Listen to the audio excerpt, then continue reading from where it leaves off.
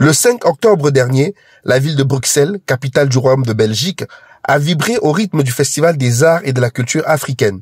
Un moment de célébration de l'art dans toute sa splendeur avec deux grands temps forts. Tout d'abord, une première journée de conférences sur des thématiques qui préoccupent la diaspora africaine en Europe. Après le mot de bienvenue du représentant de l'ambassade du Cameroun en Belgique, M.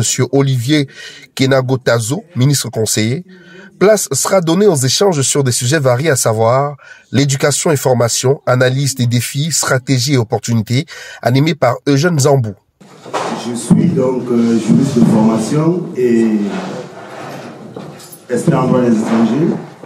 Et c'est justement à ce titre que dans l'exercice de mes fonctions, j'ai rencontré plusieurs cas qui ont été assez illustratifs. J'ai rencontré un jeune Camerounais a été arrêté en possession de stupes. Ça, c'est dans ma dernière carrière, la carrière actuelle. Dans l'exploitation du dossier, on s'est rendu compte que l'enfant a été en décrochage scolaire et il a été condamné. Pourquoi il a été en décrochage scolaire? C'est parce qu'il vit dans une famille monoparentale. Et le suivi n'était pas assez adéquat. Un autre cas, c'est deux couples, enfin, c'est un couple qui se présente, ils veulent vraiment divorcer dans des conditions qui n'arrangent personne. Juste parce que monsieur fait une fonction, il exerce un métier de nuit. Il est chauffeur de poids lourd, madame est infirmière, donc du coup, les deux ne se croisent jamais. Ils doivent divorcer. Alors, de ces exemples, on peut constater qu'il y a l'éducation et la formation qui priment, qui sont mises en exergue. Éducation, pourquoi? Parce que la cellule familiale est la première cellule qui forme l'enfant. L'enfant qui a été en position de stupre n'a pas été éduqué parce que la famille reste la première cellule familiale qui forme, qui éduque l'enfant. L'école ne prend que le relais à 60 ou 40%.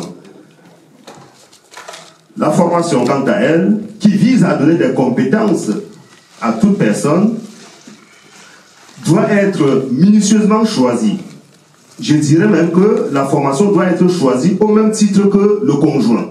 Parce que c'est une formation à vie, le conjoint c'est aussi à vie. Sauf des cas d'exception. Discrimination inter- et intracommunautaire, quel impact sur l'éducation, animé par M. Foucault Jean-Pierre. Et cette question, c'est vraiment la question d'identité. Qui sommes-nous? D'où venons-nous? Est-ce que nous prenons suffisamment conscience de l'impact négatif qu'a eu la colonisation sur nous? Si nous prenons conscience de cette situation, nous pourrions nous demander quel type d'éducation nous allons donner à nos enfants. Nous rencontrons beaucoup de jeunes qui nous disent je fais des courts-métrages avec des jeunes qui me disent ah, je suis congolais. Je dis d'accord, très bien, tu dois suivre à Luba. Quand je lui demande, tu as été une fois au Congo, mais il n'y a jamais été. Il ne sait même pas de quoi il s'agit. Mais il se réfugie dans une identité qui n'est pas la sienne. Et très souvent, les projets développés par ces jeunes sont souvent des projets qui n'ont pas, des projets qui ne sont pas soutenus. Parce que la plupart d'entre eux pensent pouvoir aider la misère en Afrique. Parce que le cliché qu'on leur donne ici, c'est que l'Afrique c'est la misère, il faut aller aider l'Afrique. Très souvent, ils disent je vais aller aider l'Afrique. Mais quand vous leur demandez qu'est-ce qu'ils font eux-mêmes, quelle est leur situation, mais ici, très souvent, ils sont incapables de vous en parler. C'est pour ça que je reviens sur ce que je dit tout à l'heure, l'éducation des enfants. L'héritage dont les enfants ont besoin, ce n'est pas de l'argent qu'on leur donne. Nous sommes nombreux ici à aller souvent en Afrique construire des maisons dans nos villages, en disant que oui, c'est traditionnel, oui, c'est bien. Mais c'est pour qui ces maisons? Si nos enfants ne nous suivent pas. Alors, même dans de simples réunions, les enfants ne viennent pas. Dans des associations, ils ne viennent pas. Mais quelle éducation nous leur donnons? C'est une question que nous devons nous poser. Et par rapport à cette question, nous devons penser plutôt à nous ouvrir les uns aux autres pour répondre à la question de discrimination à laquelle nous sommes tous confrontés, simplement parce que nous sommes noirs. La santé mentale au sein de la diaspora, facteur de stress spécifique, animé par Amanda Foileng. Nous avons été habitués, par exemple, à vivre dans un environnement où il y a peut-être la tranquillité. Ceux, par exemple, qui ont vécu moi j'ai vécu à Bafoussam. J'ai grandi là-bas, j'ai fait mes études là-bas. Et sincèrement, le cadre de vie était vraiment tranquille. Donc, il n'y avait pas un chaos, peut-être comme dans les grandes cités. Une personne donc qui a grandi dans ce cadre et qui se retrouve peut-être dans un cadre de vie où constamment il y a des bruits est sujet à un stress. Un autre stress, par exemple, peut être l'alimentation, le changement au niveau de l'alimentation. Nous sommes partis de chez nous, on avait l'habitude de manger bio, on avait l'habitude de manger des repas sains que nos grands-parents faisaient, que nos mamans faisaient. Elles allaient cultiver le haricot, le maïs, et elles nous apportaient, faisaient cuire au feu de bois, et on mangeait avec appétit, plein de santé. Mais là, on se retrouve dans un environnement où il y a des fast-food, la nourriture doit être rapide, les gens n'ont pas de temps, il faut faire tout vite, rapidement. Ça également, c'est un autre facteur de stress parce que notre corps n'est pas habitué à cette dose d'intoxication. Donc, comme le stress physique, nous pouvons à juste titre parler également de l'alimentation. Nous pourrons également parler comme stress physique, la température, le climat. Si en grande majorité ici nous sommes Camerounais, nous savons un peu comment le climat c'est. Il fait chaud, nous avons 2 saisons, nous avons 4 saisons, nous avons la grande saison de pluie, la grande saison sèche, la petite saison de pluie, la petite saison sèche. Nous sommes habitués à ce rythme. Nous nous retrouvons dans un environnement où il fait tellement froid. Il y a ceux qui n'aiment pas le froid. Le froid fragilise. Il y a ou bien nous nous retrouvons à une saison où il fait tellement chaud. D'autres n'aiment pas la chaleur. C'est vrai que beaucoup de, je vais pas dire employer le terme blanc parce que mais beaucoup de personnes d'occidentaux, quand ils nous voient, ils se disent que non, nous, automatiquement, on aime la chaleur. Mais c'est pas vrai. Il y a des gens qui ont des difficultés à s'adapter à des saisons chaudes. Et ça également, c'est un facteur de stress. Couple en diaspora, entre rôles traditionnels et contemporains animé par Mini Bayotte. C'est un sujet extrêmement complexe. Le couple est beaucoup plus complexe que tout ce qu'on peut imaginer. Et je voudrais un petit peu, je fais un check dans la salle. Il y a combien de couples mariés ici? Combien de personnes? C'est-à-dire que l'homme est le pourvoyeur dans le ménage et que c'est la femme qui soutient un petit peu, qui est la gardienne du foyer. Par contre, quand on arrive ici en Occident, c'est pas toujours dans ce sens-là que ça se passe. Ensuite, les femmes ont une grande opportunité, en fait une plus grande opportunité de pouvoir gagner de l'argent, même si elles n'ont pas nécessairement de grandes compétences. Ça veut dire que même à compétence 0, une femme peut trouver du travail et gagner de l'argent et pouvoir se suffire financièrement. Ce qui n'est pas toujours le cas en Afrique. Ensuite, les allos, il y a tout en fait, il y a tout.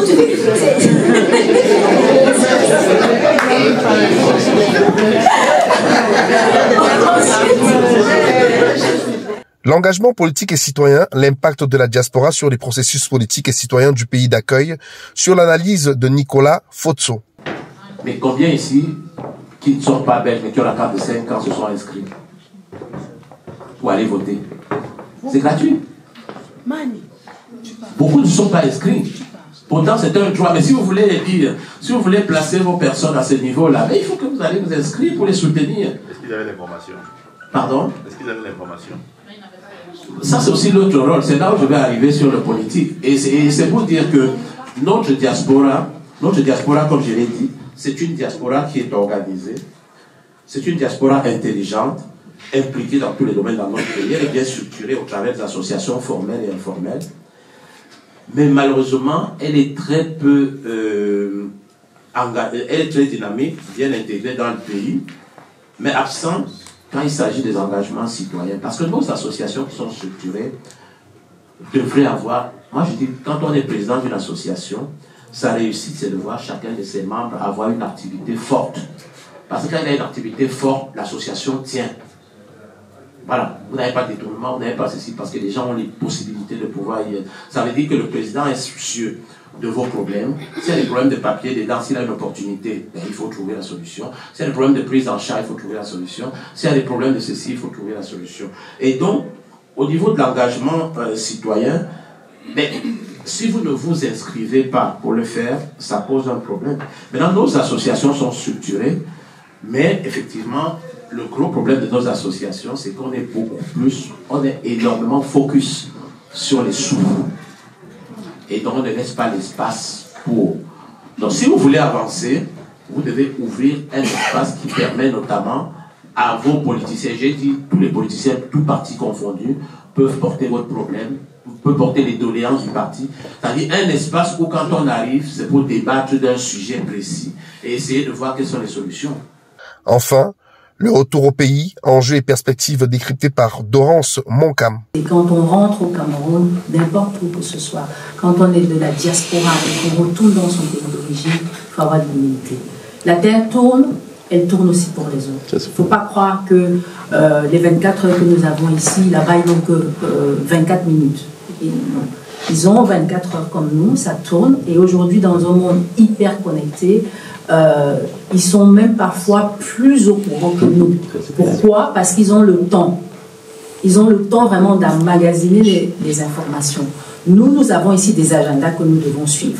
Nous le savons très bien. Nous avons nos réalités ici où il faut se lever le matin à 6 h pour aller taffer et revenir le soir à 19 h. On est crevé, on n'a plus le temps d'emmagasiner. Eux, ils ont le temps d'emmagasiner. Eux, ils ont le temps d'expérimenter. Eux, ils ont le temps de se tromper. Eux, ils ont le temps de recommencer. Et donc, du coup, ils ont une expertise que nous, parfois, nous n'avons même pas. Moi, je le dis. Et parfois, des très jeunes personnes. Moi, j'ai été choquée par l'âge de certains qui prennent des initiatives absolument remarquables dans le domaine informatique, par exemple. Je dis, mais waouh, quoi, comment tu sais tout ça? Donc, vraiment, partons, si on décide de partir, de retourner au pays, vraiment d'avoir cette démarche d'humilité. C'est vraiment la première chose sur laquelle je souhaite mettre l'accent. La deuxième chose qui a été aussi mentionnée dans les témoignages, c'est la vision et la mission. Pourquoi est-ce qu'on veut retourner réellement, quoi? En fait, si on retourne parce qu'on a envie de rencontrer sa famille et qu'on décide subitement de monter un business, bah, si ça foire, c'est normal que ça foire. C'était pas préparé pour ça. Un business, ça, même ici, si on ne le prépare pas, ben, il foire.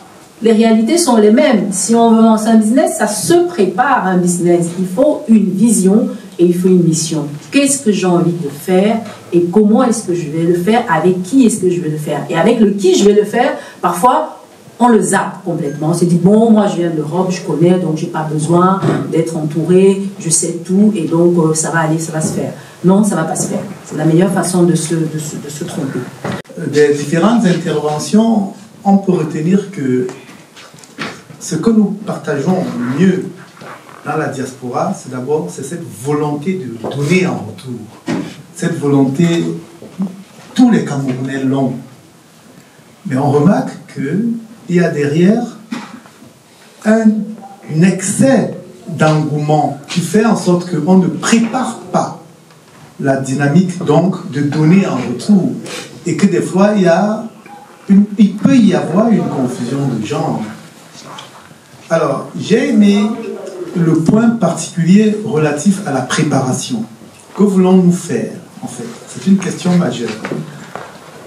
J'ai la chance de discuter beaucoup avec les ressortissants de la diaspora sur ce qu'ils veulent faire ou sur ce qu'ils font déjà au Cameroun. Et Prosper a vraiment résumé.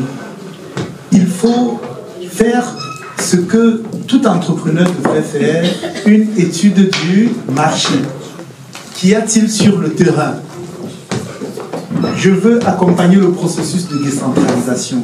Qu'y a-t-il sur le terrain? Qui sont mes concurrents? Quelles sont les offres qui existent déjà?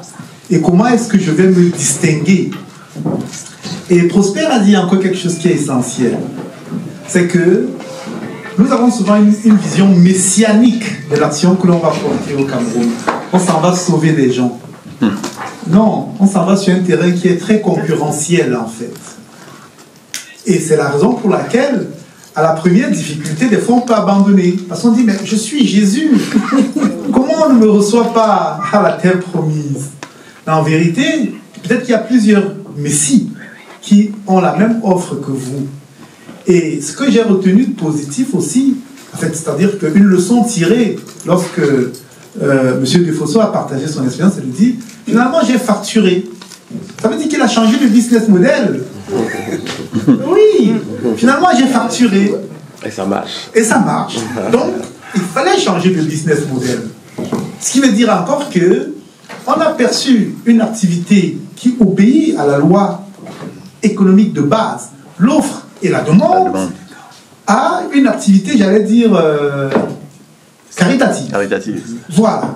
Donc, il faut aborder cette situation avec le recul qu'il faut. Et je sais que ce n'est pas facile parce que nous y allons avec les organes, n'est-ce pas? Nous y mettons nos organes et le business n'est pas compatible avec les organes. Un moment de débat qui s'achève autour d'un repas aux saveurs exotiques et traditionnelles.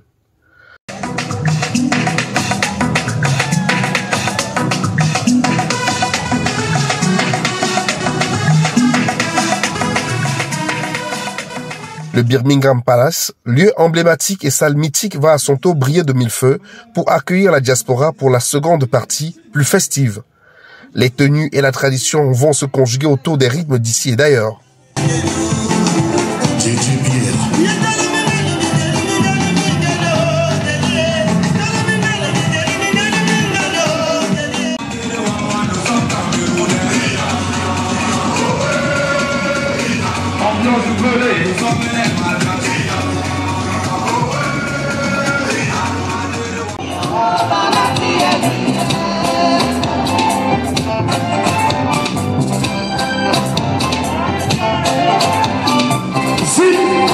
Beaucoup d'émotions de la part de l'organisatrice lors de son discours de bienvenue.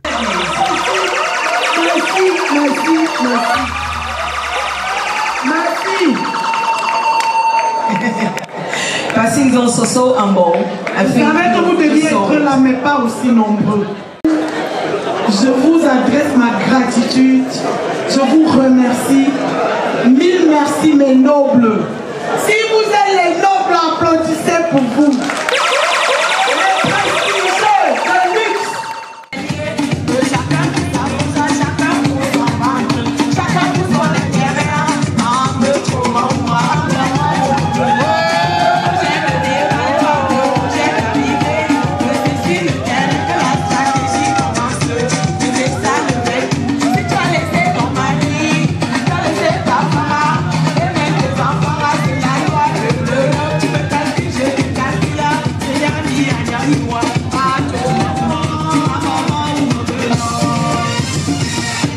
Un défilé de mode traditionnel va être servi aux invités dans une salle totalement décorée dans la pure tradition africaine.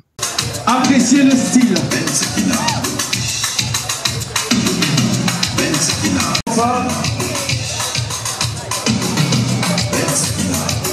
Heureux concurrent.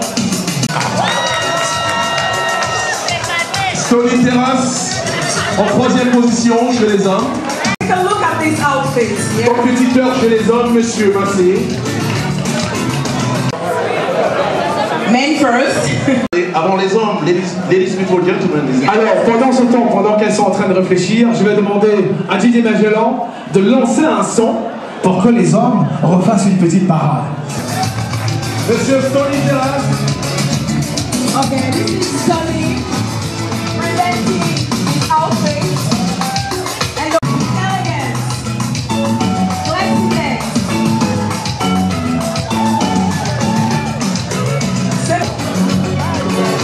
Sapnik, regardez la gritante africaine. Here is Sapnik dancing. Et il a un fan club. Just a bit, not too much. Alors, Monsieur Massé, ce sera pour la prochaine fois. Merci. Et là, j'attends ce qui va avec, c'est incroyable. Est-ce que nous gardons Monsieur Sapnik, public? On le saura. Bon, maintenant. Monsieur Célestin Tanfa, voilà donc, est le gagnant de cette 2e édition du concours Fest d'Afrique, concours Tradition et Culture. Oula.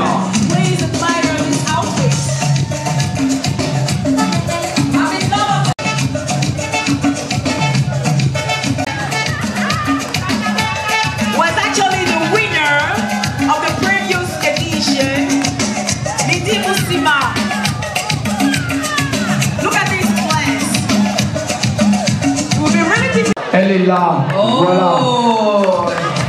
Oh. DJ, augmente légèrement le son de Madame Tomba. Je vais appeler la Queen du Nord-Ouest, Macho Mary Ano. My goodness. And there is the fourth contestant. Bah, ça va être chaud, hein, je ne sais pas moi, mais pour le jury, moi je dis j'aime bien ma place de présentatrice. C'est pour ça que je rigole. Comme on l'a fait chez les hommes, je crois que DJ Magellan va remettre un autre son pour que...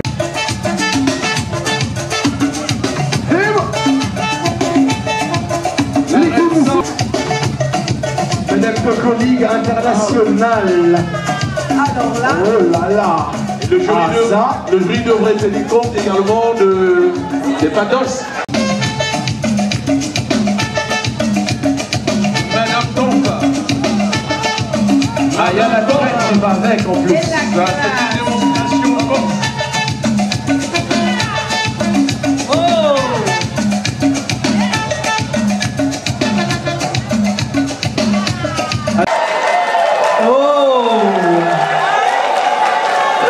Ça commence à sentir. And give the round of applause to our tradition. Oh, no, unique. Bon, j'ai l'impression que c'est clair. La reine Sawalidi Fabienne Moussima. Merci. Attention, l'année dernière, c'est elle qui avait remporté. Merci d'avoir participé. Voilà, merci beaucoup. Coco Ligue Internationale. Maman Coco Ligue Internationale. Merci. Thanks for participating. Merci pour votre participation. Alors maintenant, on ne peut plus éliminer qui que ce soit. Si, hein, beaucoup de similitudes. Moi, il faut que je vous dise, je me suis demandé si c'était la dame de monsieur et le monsieur de la dame. Voilà. Bon, est-ce que c'est la dame de monsieur? Est-ce que c'est le monsieur de la dame? C'est la dame de monsieur. C'est mon mari. Ah, ok. Donc, du bruit pour eux. On les applaudit bien fort, mesdames et messieurs. Donc ce soir, on l'a compris pour cette première sortie. Le parrain ici, le noble. Et devra le découvrir assis. On va de surprise en surprise, Pat Fernando. Alors, le parrain devra remettre. Alors, le temps d'abord. Et il faut noter la similitude de tenue.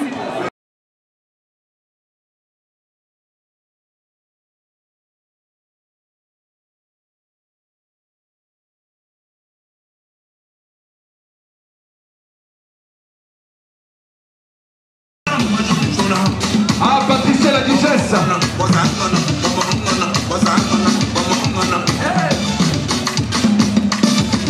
Fleur de Lille.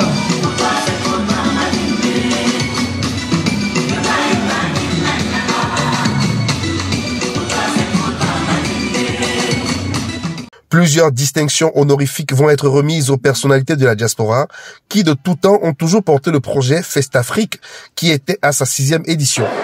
Prix spécial. Spécial Festafrique.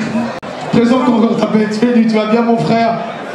From Madrid to Brussels. Nous remettons l'église de l'Ordre, Patrick Moukala, récipiendaire de Monstre sacré de la culture dans notre diaspora. Walking with Passy la Noblesse, so it's a way to thank them. Le temps. Mesdames et messieurs, je vais inviter sur cette scène de Festafrique Madame Fabrice Nana. Recevoir comme il se doit Monsieur Alain Héronana, s'il vous plaît. Il ne s'y attendait pas, mais ce prix est le sien. On applaudit bien fort, s'il vous plaît. Ah non, attendez, ça va pas se passer. Ouais, je vais demander à quelques matadors du showbiz, voilà, ou alors de la scène divertissement de notre diaspora de bien vouloir nous rejoindre ici. Encore plus fort, ma sœur DJ, pour saluer, faites du bruit pour elle. Voilà, c'est le prix. Ça fait très longtemps qu'elle soutient ce projet Festafrique. 6 années, qu'elle est constante. pour porter notre culture, pour porter notre culture au sommet. 6 ans que ça dure, 6 ans de fidélité. La danse sur des rythmes africains va électriser les invités totalement conquis.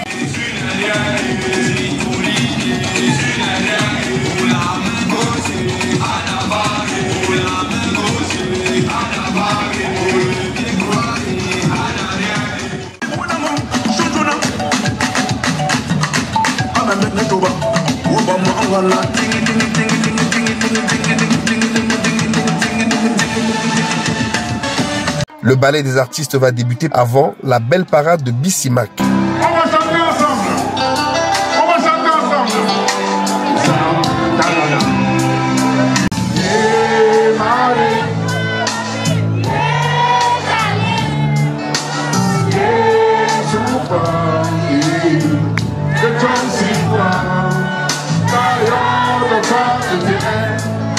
Le parade de Tibéna.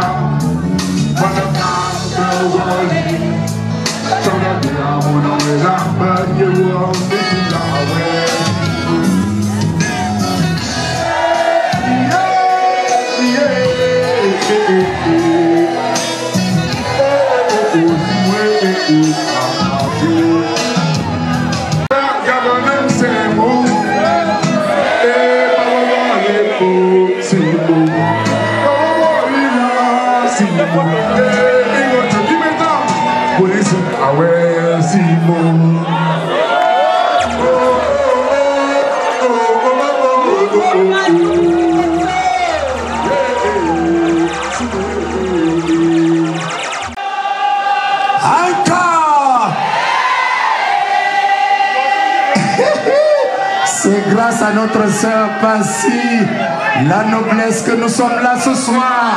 Et c'est le doyen Pierre Didi Tchakounté qui va clôturer par une prestation remarquable.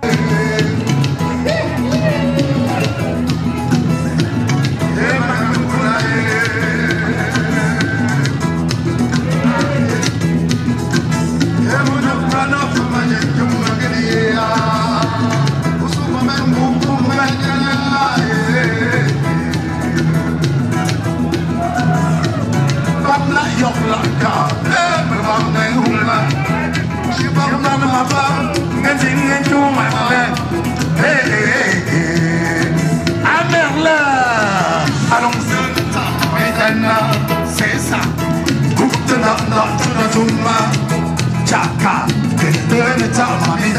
Merlin se déchaîne.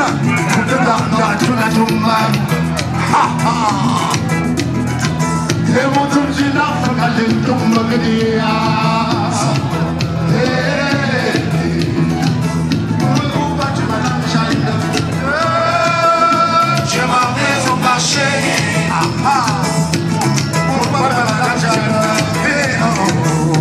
Pour chercher mon mari collégien, tu comprends.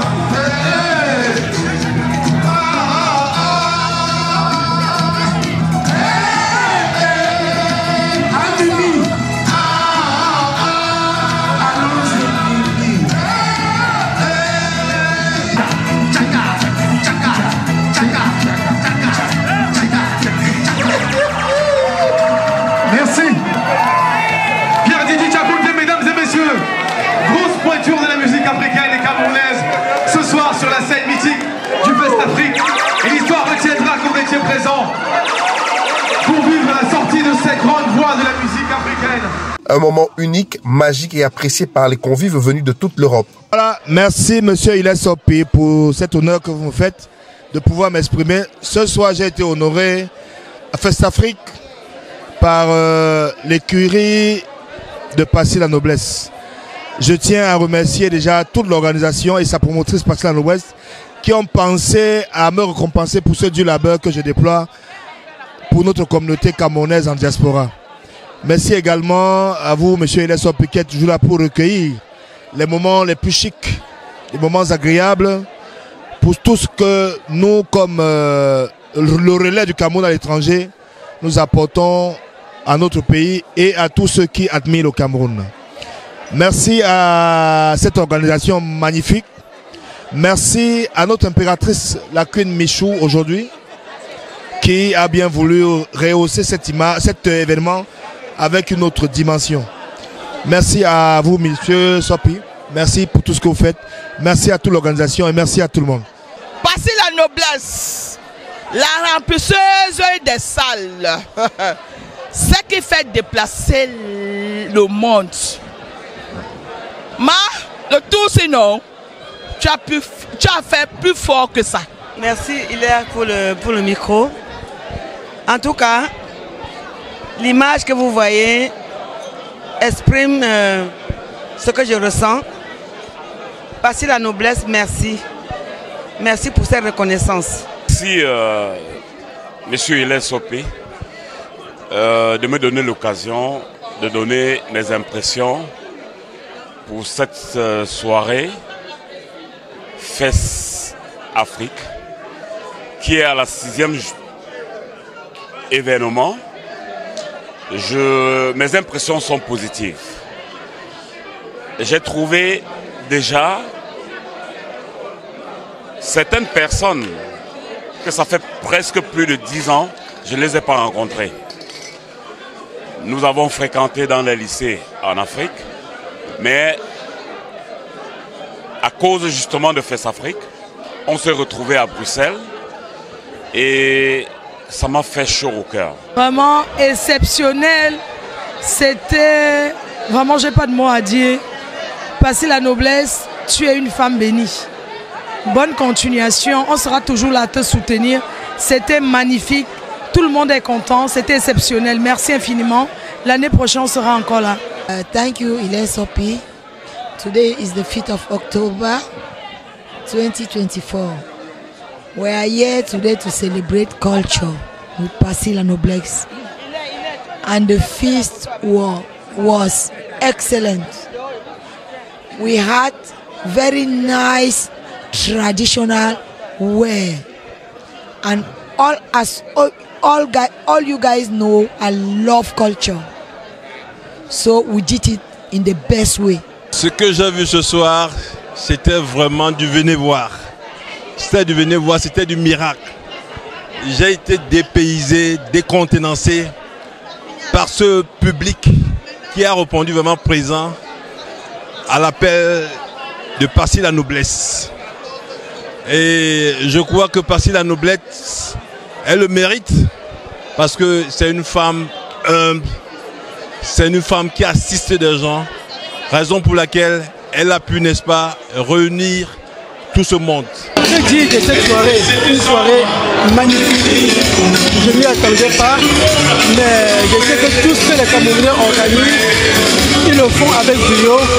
Et la preuve ce soir, c'est que c'est une soirée réussie. Il y a du monde, c'est une soirée traditionnelle et les gens sont bien habillés. Ils représentent vaillamment tout le Cameroun. Merci les éditions Sopi Prod de me passer la parole. Nous assistons ici à une démonstration de force. La culture est au premier rang et nous sommes fiers.